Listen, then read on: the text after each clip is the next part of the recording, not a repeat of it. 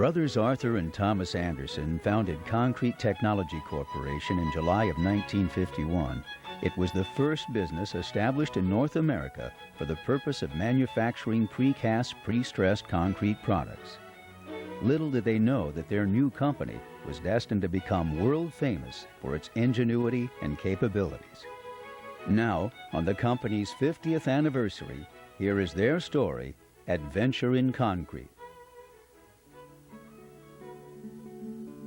Tom and Art were born and raised in Tacoma, where they learned about the construction business at an early age from their father Ivan, a general contractor. By the time they were teenagers, they were seasoned workers. Their plans to join their father's construction business were dashed by the Great Depression and general lack of construction jobs.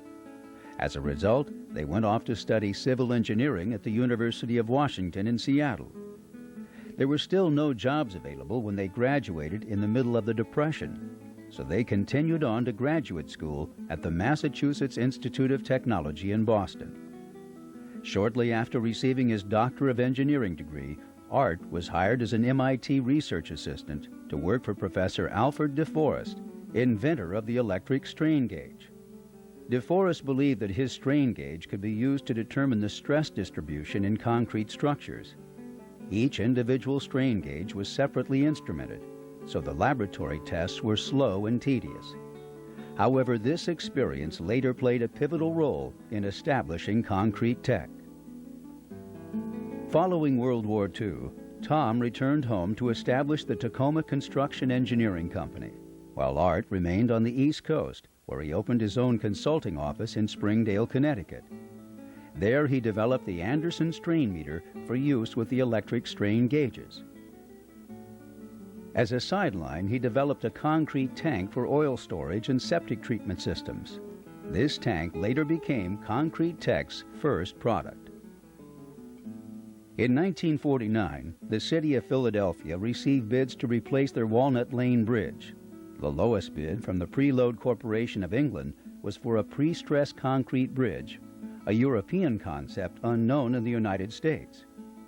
The city agreed to accept the bid on the condition that a full-scale girder be made and tested to prove that their pre-stressed concrete concept actually worked. Art received a contract from the city to perform the instrumentation and testing of the girder. The test girder, 160 feet long and 6 foot 7 inches deep, was loaded to destruction, successfully succeeding all expectations. That test instilled public confidence in pre-stressed concrete and launched the pre-stressed concrete industry in the United States. During this time, Ivan Anderson still hoped to unite his sons in a family construction firm. Tom and Art were enthusiastic about establishing a pre-stressed concrete business, but Ivan was unfamiliar with the concept and wanted more assurance that it would work. Until then, the use of pre-stressed concrete had been confined almost entirely to Western Europe, so the three Andersons agreed to visit the European centers of pre-stressed concrete development. Their 18-day trip in October 1950 took them to France, Switzerland, Belgium, Sweden, and England. In France, the Andersons visited a pre-stressed concrete expressway and a water storage reservoir, under construction by Eugene Freycinet. In Switzerland, they were impressed by pre-stressed concrete planks being used for floors and roofs. In Belgium, they visited Professor Gustav Magnol's laboratory, toured the construction site of a pre-stressed concrete warehouse, and saw several examples of pre-stressed concrete highway bridges. The visit to Sweden was the highlight of their trip. There they saw factory mass production of a large variety of precast pre-stressed concrete standard building elements. During a brief side trip to Norway, they visited some of their relatives from the old country. The trip to Europe convinced the Andersons that pre-stressed concrete would be a success in America. Art and Tom co-founded Concrete Engineering Company in July 1951, but the realities of winning acceptance for their products hit them immediately. They had initially decided to build their plant in Seattle, the center of Northwest commerce. However, the Seattle Building Department refused to issue them a building permit on the grounds that pre-stressed concrete was not recognized in their building code. They then submitted their plans to Tacoma Building Inspector C.S. McCormick. He responded that since the city of Tacoma had no code for pre-stressed concrete, he saw no reason to prevent them from going ahead. He waived the building permit requirement and wished them success. With 4 full-time employees, the Andersons immediately set about constructing a precast reinforced concrete building to house their office and shop space. Next to this, they built their pilot plant for manufacturing pre-stressed concrete products, the first totally precast pre-stressed concrete building in North America. The pilot plant's abutments allowed them to cast beams up to 100 feet long, considered to be the top limit for highway transportation. To make high-quality concrete, they used a very dry and stiff concrete mix. It was difficult to pour this stiff mix, so they developed the Anderson vibrator, which made the concrete flow like butter. Their first production products were the Consphere concrete tanks Art had developed in Connecticut. They cast them in a wooden shed on the property. They developed a series of standard pre-stressed concrete sections, which provided an alternative to the existing selection of standard structural steel shapes, and illustrated concepts of pre-stressed concrete buildings. Despite their enthusiasm for the potential of factory precast pre-stressed concrete products, customers simply failed to beat a path to their door. After several frustrating months, the Anderson brothers decided to seize the initiative by preparing design alternatives to steel structures. This proved to be a successful move because structural steel was scarce due to the Korean War. One of their first triumphs was more a marketing than a design challenge. The city of Tacoma was in the midst of an arterial street lighting program and simply refused to consider using concrete poles instead of steel. The city was convinced that concrete poles would be brittle and that the impact of a car would snap them into pieces. So Art and Tom cast a concrete pole and persuaded the city to provide a steel pole. They filled a 55-gallon drum with gravel and swung the barrel into the steel pole, which promptly collapsed to the ground. Then they swung the barrel into the concrete pole, leaving only a few scuff marks but causing no breaks.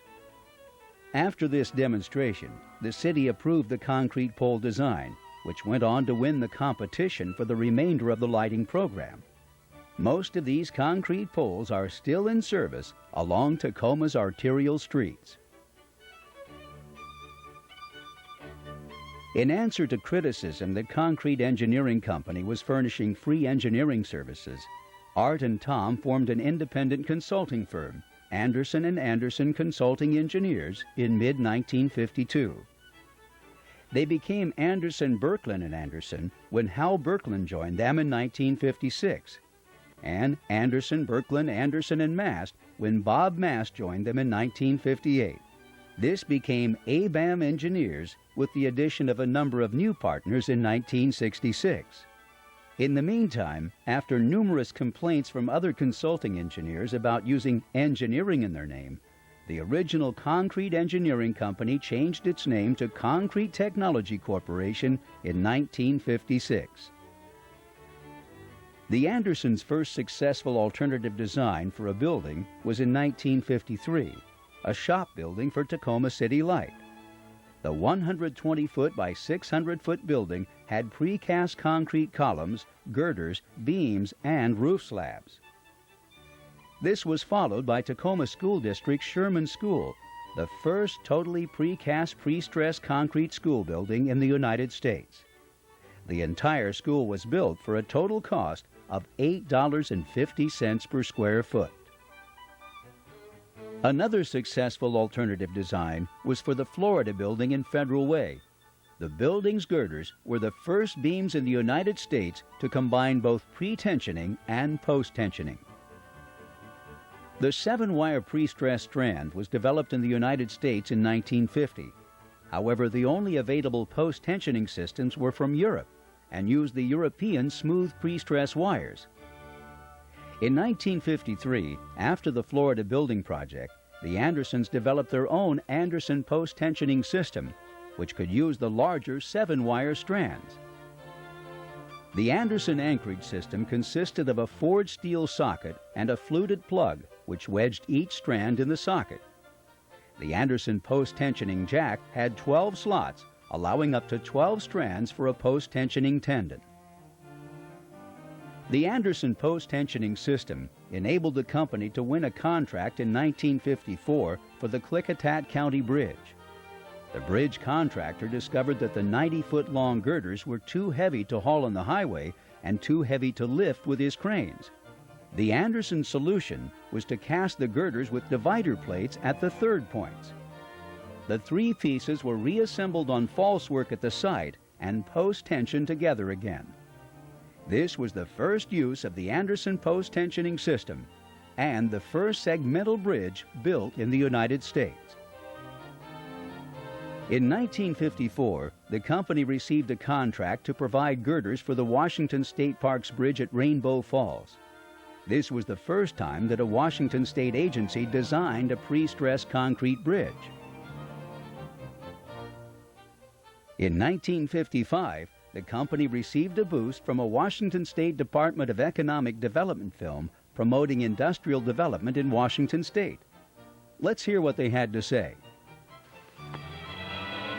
The industry you're about to observe can truly be called the future, since both its past and present is recent history. The Concrete Engineering Company of Tacoma, Washington, producers of pre-stressed concrete structural elements, is this company of tomorrow. The versatility in this new industry is only partially demonstrated by the pictures you are about to see. Presently in view are oil storage tanks, absolutely non-corrosive.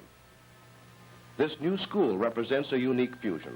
The building is for the young, designed by a young Tacoma architect, Robert Vilsbro Price, fabricated and erected by the young, the Anderson brothers, Arthur and Thomas, pioneers in the pre-stressed concrete field in America.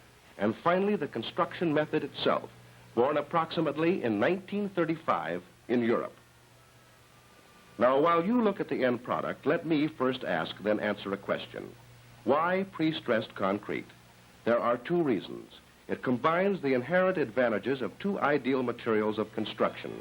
First, the compression strength of high-quality concrete, and secondly, the tensile strength of steel wire, such as used on suspension bridges. This beam is the subject of our report. We will show you how it is made, how it is used, and describe its capacity. Before I illustrate the theory behind pre-stressed concrete, may I point out that this operation is called stressing. You have seen the steel wire in the form. The required tension is now being exerted by hydraulic jacks, which hold the cable and press against the concrete abutments placed at both ends of the form in order to stretch the cable to the desired tension.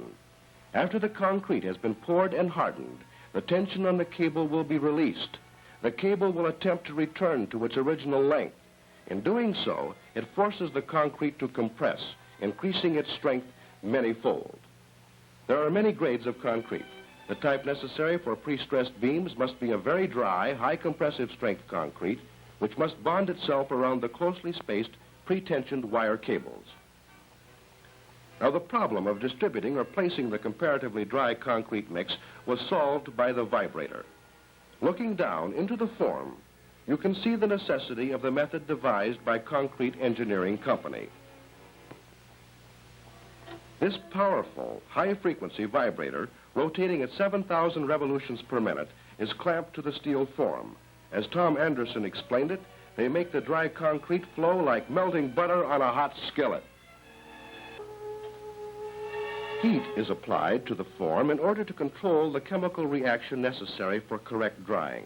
It is not until the concrete is thoroughly dry that it can withstand the tremendous force exerted by the contracting cables once they have been released at the abutments.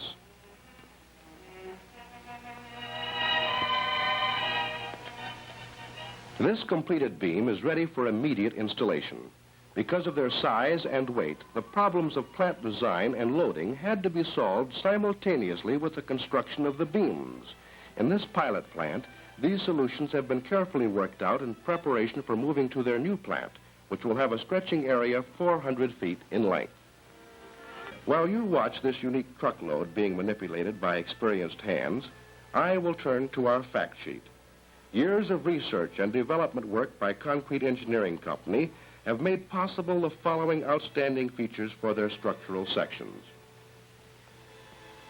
First, concrete compression strength of 10,000 pounds per square inch allow higher working stresses and consequently lighter sections with added factors of safety. Secondly, through pre-stress, long-span beams are furnished with a permanent camber, thus eliminating the possibility of sag. Thirdly, through prefabrication of the structural elements, efficiency in erection and speed in construction is achieved. It is often possible to complete a structure in less than half the time required for older conventional methods, as is the case, for example, in bridge construction. And finally, high-strength, factory-produced concrete structures are 1. Fireproof, 2. Weather-resistant, 3. Corrosion-free, 4. Permanent, and 5. Certainly economical. In 1956, Concrete Tech won a contract to furnish the products for the all-precast pre-stressed concrete Woodrow Wilson High School in Tacoma.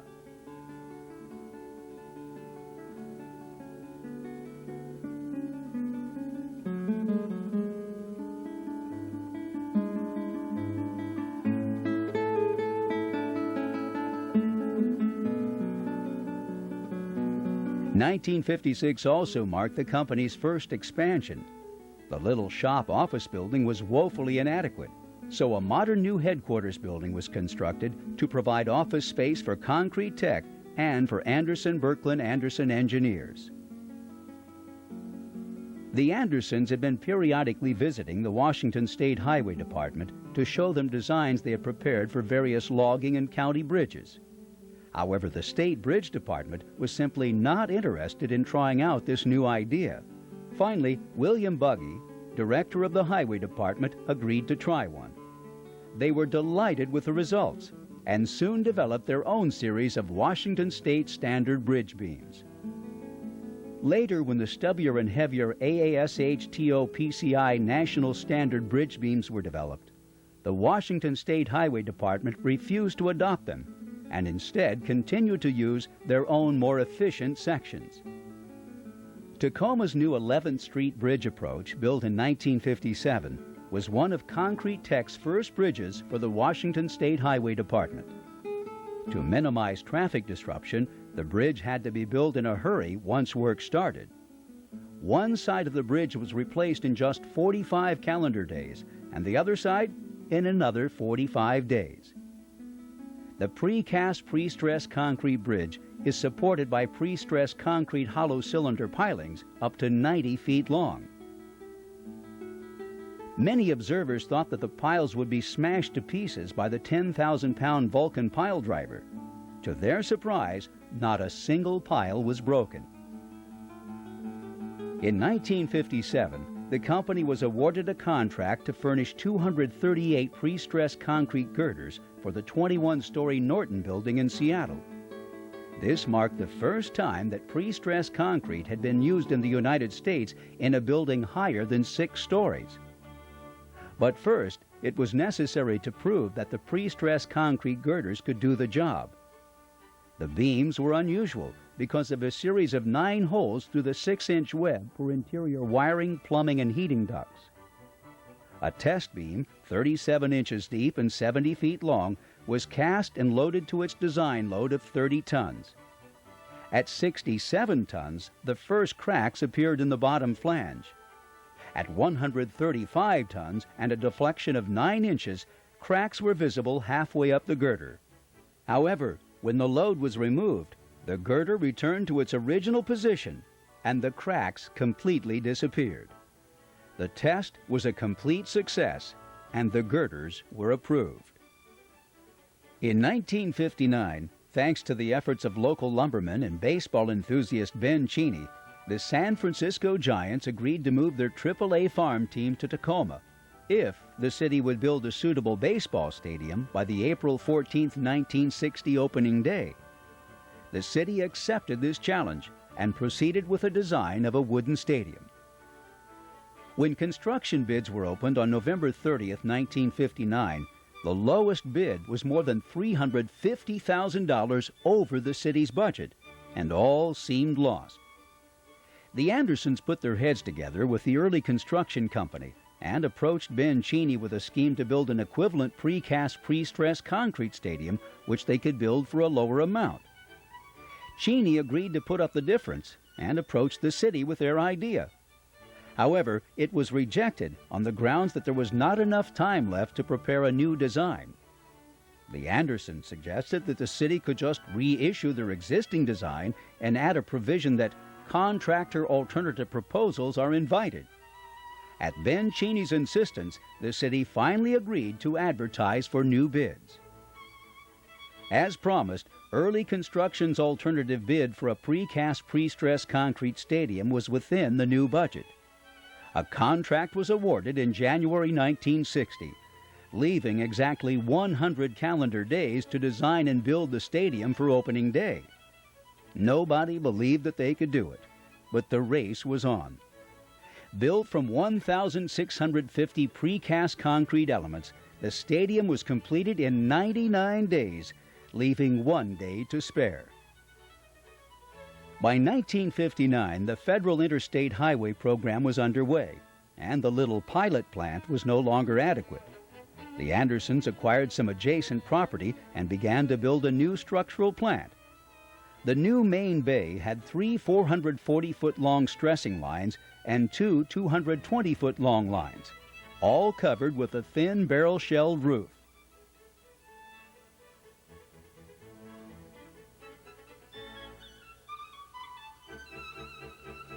Eventually, an adjacent bay was added to provide space for shops and production offices. Sand castings were used to mold a series of scenes which depict the historical development of concrete construction from the early pyramids to modern freeway bridges. In 1960, Concrete Tech received a contract to furnish the pre-stressed concrete girders and 300 hollow cylinder piles for the Interstate 5 bridge over the Puyallup River.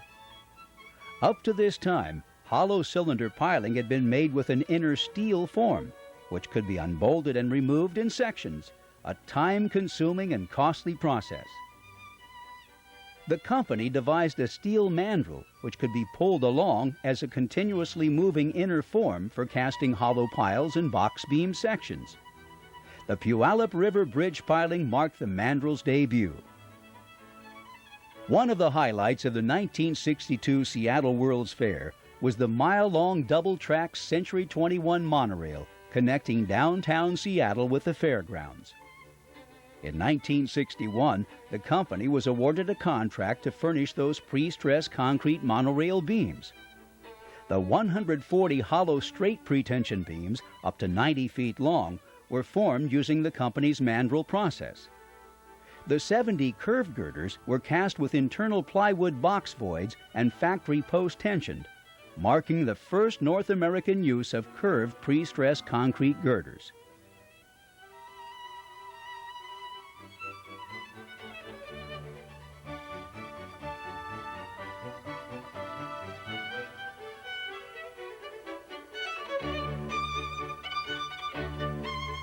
The monorail still serves Seattle, taking passengers from downtown to the Seattle Center.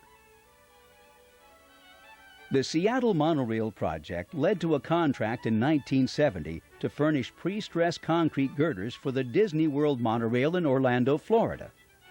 Disney originally intended to have the girders manufactured by a local precaster. However, no one would bid on the job. They all said that the tight tolerances, 1/10 of an inch and 10 feet, were impossible to achieve with a three-dimensionally curved pre-stressed concrete girder. Finally, Disney turned to Concrete Tech, and we said, no problem. At that time, it was the largest single contract in the company's history.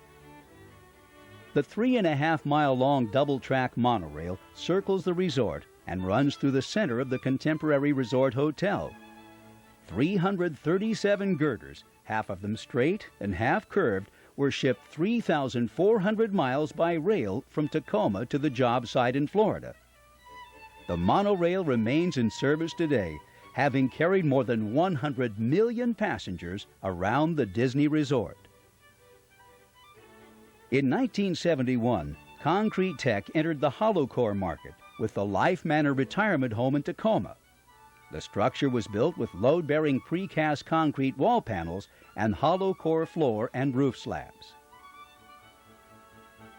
In late 1973, the Atlantic Richfield Indonesia Company invited bids for a steel barge to store liquefied petroleum gas at its Arjuna oil field in the Java Sea. Concrete Tech learned of this opportunity only 10 days before the bids were due. A decision was made to submit an alternative proposal for a pre-stressed concrete hull. At that time, steel was in short supply and shipyards were full of work. When Concrete Tech's bid was 20% lower and a year faster than the lowest bid for a steel hull, ARCO decided to give it serious consideration. The most difficult obstacle was convincing ARCO that concrete could float. Numerous visits to Washington State's floating concrete bridges and voluminous research into the history of concrete ships built for World Wars I and II failed to persuade them. Finally, when shown that the hull could be classified by the American Bureau of Shipping and thus insured, ARCO decided to award Concrete Tech a $43 million turnkey contract for the floating facility, the largest single contract in the company's history. Work began with the construction of a 150-foot by 500-foot graving dock. In the plant, precasting of the 120 curved hull elements began. Across the street, a yard was set up to fabricate the 12 steel tanks, which hold 375,000 barrels of liquefied petroleum gas. November of 1974 saw the keel laying in the graving dock, and the completed facility left Tacoma in May 1976 on its 10,000-mile, 100-day voyage to the Java Sea.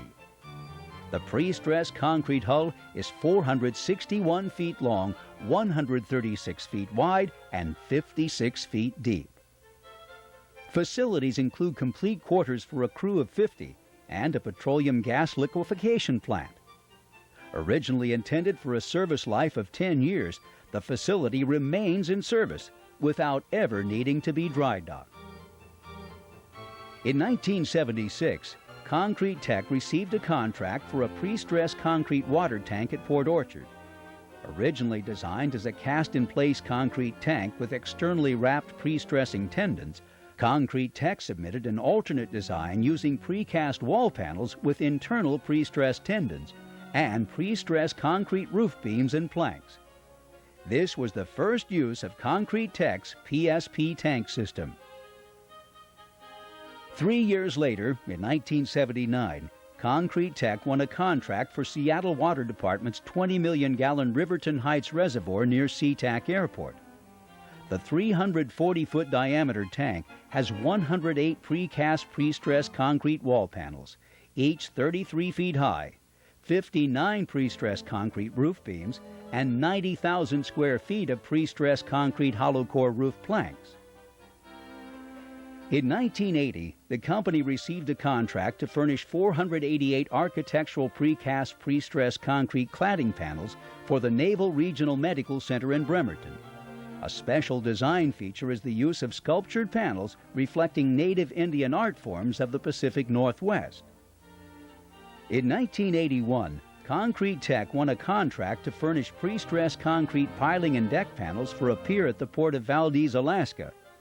The pier was to be along the edge of a marshalling island being constructed with crushed rock in shallow water about a mile from shore.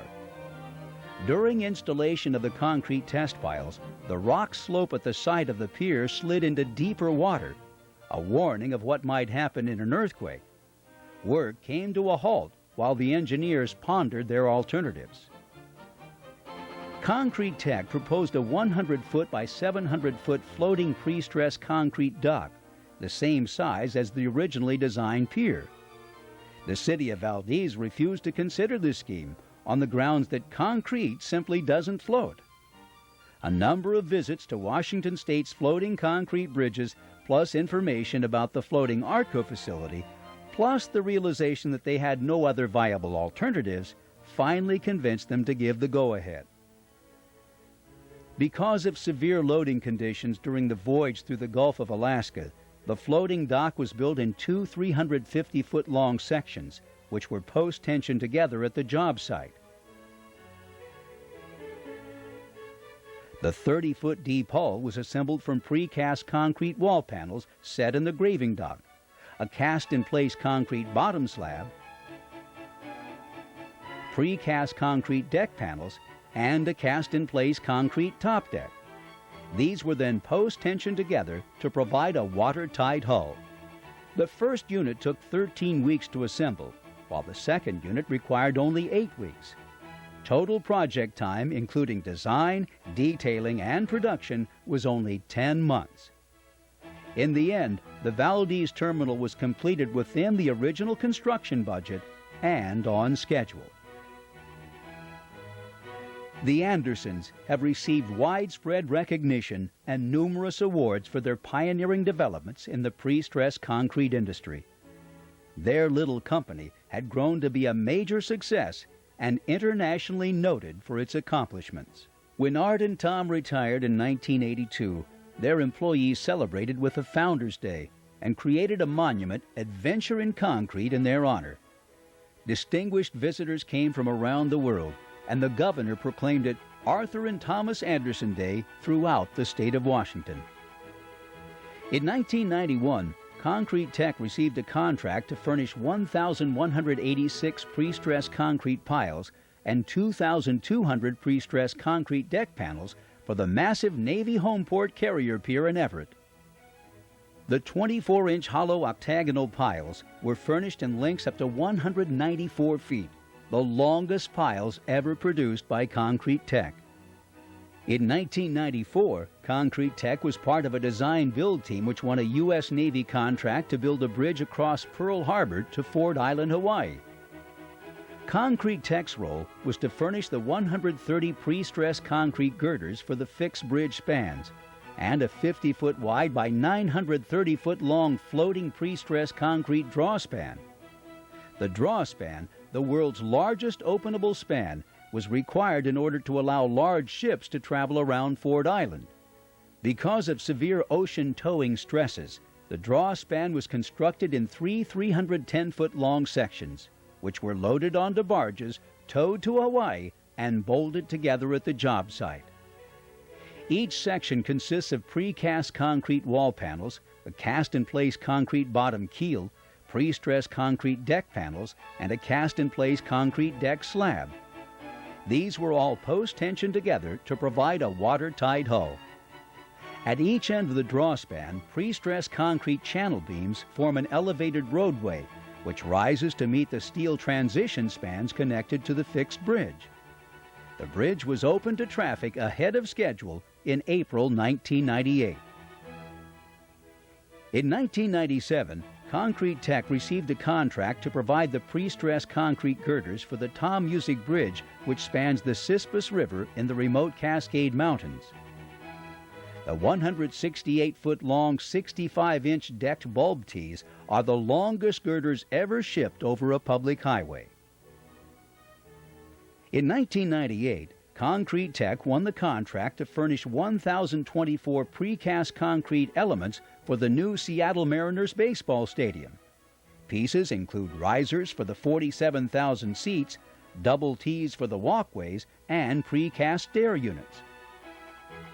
In 1996, Concrete Tech proposed a joint effort with the Washington State Department of Transportation to develop new bridge girder sections that would be deeper and span further than the standard sections available at the time. The result of these efforts are two new super girders, the W83G, 83 inches deep, and the W95G, 95 inches deep. The Twisp River Bridge in north-central Washington, constructed in 2001, is one of the first super girder bridges. The 95-inch deep girders were cast in 3 sections and post-tensioned together at the job site. Tom and Art have passed on to their final reward, but their legacy lives on. Today, their company is managed by their sons, Jim and Carl, who dream that a 100-year anniversary celebration will be in the company's future.